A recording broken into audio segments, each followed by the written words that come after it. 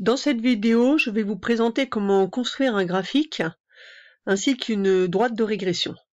Alors, on se met dans le cas particulier d'une datation absolue d'un granit à biotite et on cherche à trouver son âge. Donc, on a mesuré dans les biotites de ce granit différents rapports d'isotopes. Le rubidium 87 divisé par le strontium 86, c'est-à-dire l'élément pair divisé par la quantité d'un élément stable, le strontium 86, d'une part, dans par exemple en ligne 7, un minéral, en ligne 8, un autre minéral, etc. Et donc différents cristaux du granit ont ces mesures de ces rapports. Donc élément pair sur élément fils stable. En Y, axe des ordonnées, nous mesurons le rapport strontium 87, c'est-à-dire l'élément fils issu de la désintégration radioactive du rubidium 87, sur le strontium 86, élément stable. Donc les rapports isotopiques se mesurent par un spectromètre de masse, c'est pour ça qu'on mesure des rapports et non pas des quantités brutes d'éléments. Alors déjà, il va falloir tracer le graphique de strontium 87 sur strontium 86 en fonction du rubidium 87 sur strontium 86 pour ce granit à biotite par exemple. Ensuite, sur le graphique, il va falloir afficher la courbe de régression ou courbe de tendance ainsi que l'équation. Et grâce à l'équation, on aura la pente de l'équation A et ça permettra de calculer l'âge du granit grâce à une formule. Le temps, ou l'âge du granit, c'est logarithme népérien de la pente plus 1 divisé par lambda, lambda étant la constante de désintégration radioactive caractéristique du couple rubidium-strontium qu'on étudie aujourd'hui. La valeur de lambda est déjà donnée ici. C'est 1,42 10 puissance moins 11 par année. Donc la valeur est dans la cellule F4 par exemple. Donc on va commencer par tracer le graphe. Pour tracer le graphe, il faut sélectionner ici les valeurs. Voilà, elles sont en inversion vidéo. Ensuite, on va dans le menu Insertion, là-haut.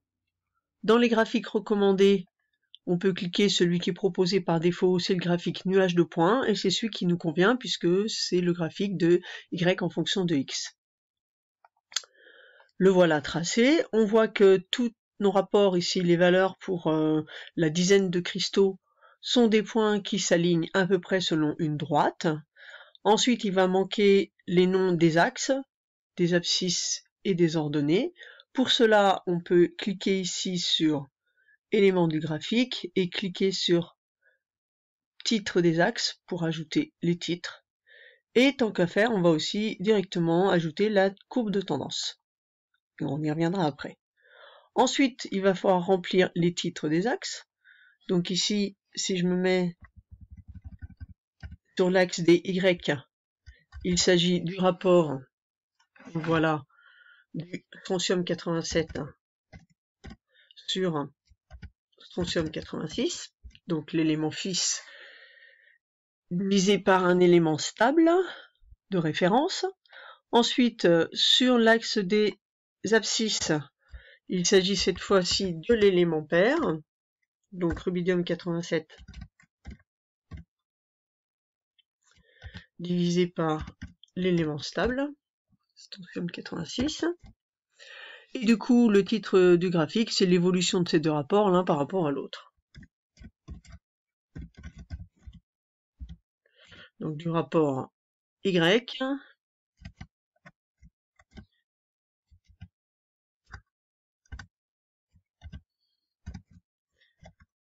en fonction de X, donc de l'élément pair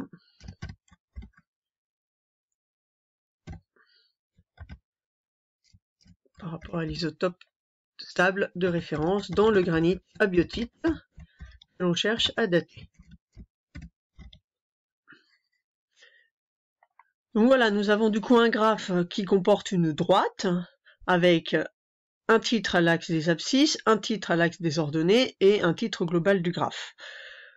Sur ce graphe, on remarque que les points sont alignés sur une droite d'équation y égale ax plus b. Le a, c'est la pente. Pour avoir l'équation de la droite, on peut le faire avec Excel, en reprenant la croix verte élément du graphique, et cette fois-ci dans courbe de tendance, on va aller chercher ici les autres options. Dans les autres options du format de la courbe de tendance, vous avez différentes choses. Vous pouvez descendre l'ascenseur pour ensuite afficher l'équation sur le graphique. Et du coup, l'équation ici est affichée. Donc, c'est elle qui m'intéresse. Et du coup, j'ai une équation du type y égale ax plus b. Et la valeur de a, la pente, est de 0,0041, ici pour ce granit à biotite. Une fois que j'ai fait cette première étape, je connais la valeur de la pente grâce à l'équation du graphique affichée. Je peux ensuite déterminer l'âge, ici, avec la formule suivante. Donc je me mets dans la case où on demande l'âge. Lorsque je mets une formule, je mets égal. Et ensuite, je clique sur les formules mathématiques. Donc formule, et je vais insérer une fonction. La fonction ici qui m'intéresse, c'est le logarithme népérien, ln. OK. Alors on peut aussi directement le taper, hein, grand L, grand N, sur la barre ici. La valeur que je veux ici, c'est ln de la pente plus 1. La pente, elle est à 0,0041, donc je peux directement faire le calcul de tête. Quand même, c'est pas très compliqué. Voilà. Et du coup, j'ai ma valeur ici de ln de la pente plus 1, divisé par lambda. Donc je divise par la valeur de lambda, et pour éviter de la retaper, comme elle est déjà donnée, je clique dessus, et du coup c'est cette valeur de 1,42 10-11 qui est donnée. Et voilà, j'ai du coup obtenu l'âge de mon granit à biotite. Il est de 2,88 10 puissance 8 années, ça veut dire 288 10 puissance 6 ans, c'est-à-dire 288 millions d'années.